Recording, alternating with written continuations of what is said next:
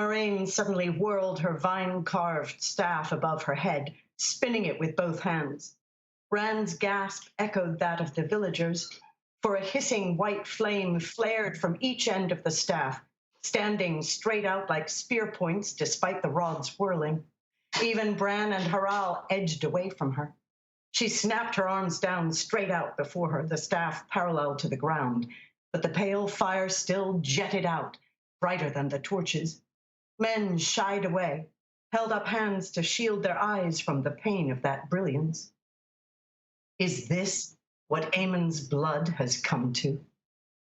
The Aes Sedai's voice was not loud, but it overwhelmed every other sound. Little people, squabbling for the right to hide like rabbits. You have forgotten who you were, forgotten what you were.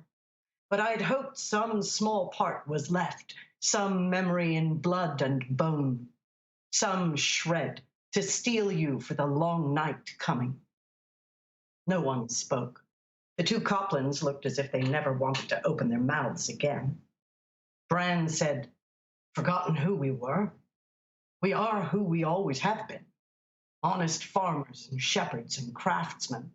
Two Rivers folk." "To the south," Moiraine said, "lies the river you call the White River. But far to the east of here, men call it still by its rightful name. Manetheren, in the old tongue, waters of the mountain home. Sparkling waters that once coursed through a land of bravery and beauty. 2,000 years ago, Manetheren flowed by the walls of a mountain city, so lovely to behold that Ogier stonemasons came to stare in wonder. Farms and villages covered this region, and that you call the Forest of Shadows as well, and beyond. But all of those folk thought of themselves as the people of the mountain home, the people of Manetheren. Their king was Aemon Alcar Althorin, Aemon, son of Car, son of Thorin, and Eldraine Elan Carlan was his queen. Aemon, a man so fearless that the greatest compliment for courage any could give, even among his enemies, was to say a man had Aemon's heart. Eldraine, so beautiful that it was said the flowers bloomed to make her smile. Bravery and beauty and wisdom, and a love that death could not sunder. Weep, if you have a heart, for the loss of them, for the loss of even their memory. Weep for the loss of their blood." She fell silent then, but no one spoke. Rand was as bound as the others in the spell she had created. When she spoke again, he drank it in, and so did the rest. For nearly 2 centuries, the Trolloc Wars had ravaged the length and breadth of the world, and wherever battles raged, the Red Eagle banner of Manetheren was in the forefront. The men of Manetheren were a thorn to the Dark One's foot and a bramble to his hand. Sing of Manetheren that would never bend knee to the shadow.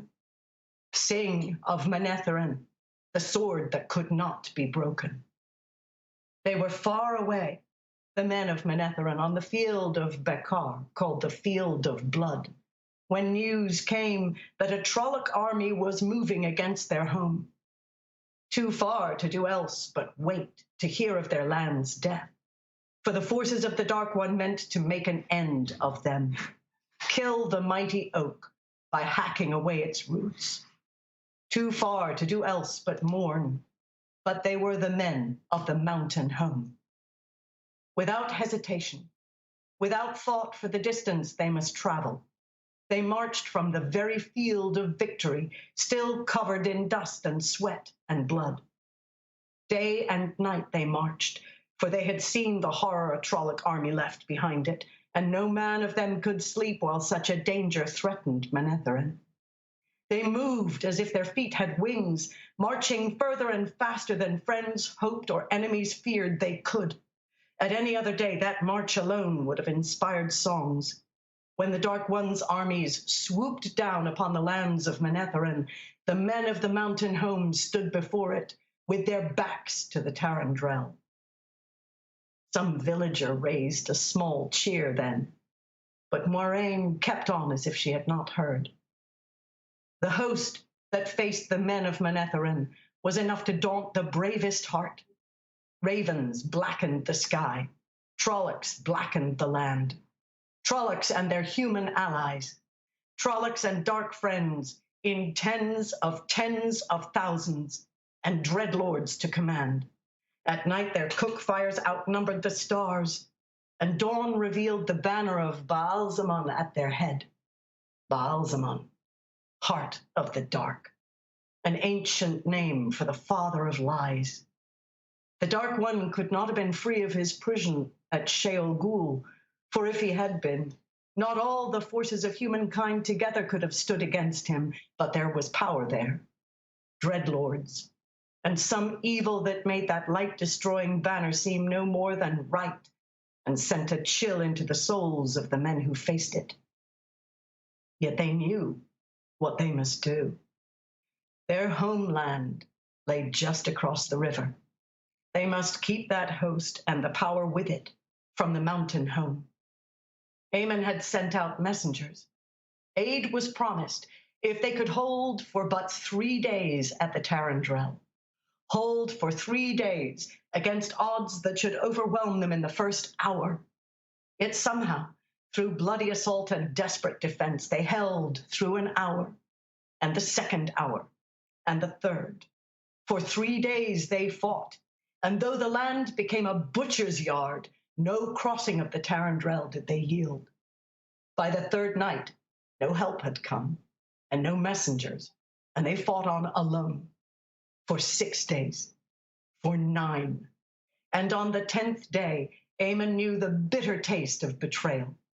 No help was coming, and they could hold the river crossings no more. What did they do? Hari demanded.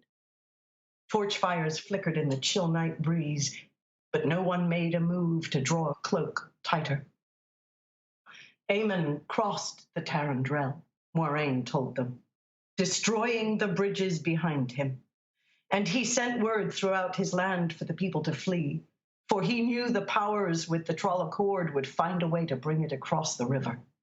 Even as the word went out, the Trolloc crossing began, and the soldiers of Manetheren took up the fight again, to buy with their lives what hours they could for their people to escape. From the city of Manetheren, Eldraine organized the flight of her people into the deepest forests and the fastness of the mountains. But some did not flee. First in a trickle, then a river, then a flood, men went not to safety, but to join the army fighting for their land. Shepherds went with bows, and farmers with pitchforks, and woodsmen with axes. Women went too, shouldering what weapons they could find, and marching side by side with their men. No one made that journey who did not know they would never return. But it was their land. It had been their fathers', and it would be their children's, and they went to pay the price of it. Not a step of ground was given up until it was soaked in blood. But at the last, the army of Manetheren was driven back to here, to this place you now call Emond's Field. And here, the Trolloc hordes surrounded them. Her voice held the sound of cold tears. Trolloc dead, and the corpses of human renegades piled up in mounds, but always more scrambled over those charnel heaps in waves of death that had no end. There could be but one finish. No man or woman who had stood beneath the banner of the Red Eagle at that day's dawning still lived when night fell. The sword that could not be broken was shattered. In the mountains of mist, alone in the emptied city of Manetheren, Eldraine felt Aemon die, and her heart died with him. And where her heart had been was left only a thirst for vengeance. Vengeance for her love, vengeance for her people and her land. Driven by grief, she reached out to the true source and hurled the one power at the Trolloc army. And there the dreadlords died wherever they stood. whether in their secret councils or exhorting their soldiers. In the passing of a breath, the dreadlords and the generals of the Dark One's host burst into flame. Fire consumed their bodies, and terror consumed their just victorious army. Now they ran like beasts before a wildfire in the forest, with no thought for anything but escape. North and south they fled. Thousands drowned attempting to cross the Tarandrel without the aid of the dreadlords. And at the Manetheren they tore down the bridges in their fright at what might be following them. Where they found people, they slew and burned, but to flee was the need that gripped them, until at last, no one of them remained in the lands of Manetheren. They were dispersed like dust before the whirlwind. The final vengeance came more slowly, but it came when they were hunted down by other peoples, by other armies in other lands. None was left alive of those who did murder at Amon's field. But the price was high for Manetheren. Eldraine had drawn to herself more of the one power than any human could ever hope to wield unaided. As the enemy generals died, so did she die, and the fires that consumed her consumed the empty city of Manetheren, even the stones of it, down to the living rock of the mountains. Yet the people had been saved. Nothing was left of their farms, their villages, or their great city. Some would say there was nothing left for them, nothing but to flee to other lands where they could begin anew. They did not say so. They had paid such a price in blood and hope for their land as never had been paid before, and now they were bound to that soil by ties stronger than steel. Other wars would rack them in years to come, until at last their corner of the world was forgotten, and at last they had forgotten wars and the ways of war. Never again did Manetheren rise. Its soaring spires and flat, splashing fountains became as a dream that slowly faded from the minds of its people. But they and their children and their children's children held the land that was theirs. They held it when the long centuries had washed the why of it from their memories. They held it until today there is you. Weep for Manetheren. Weep for what is lost forever. The fires on Moraine's staff winked out, and she lowered it to her side as if it weighed 100 pounds.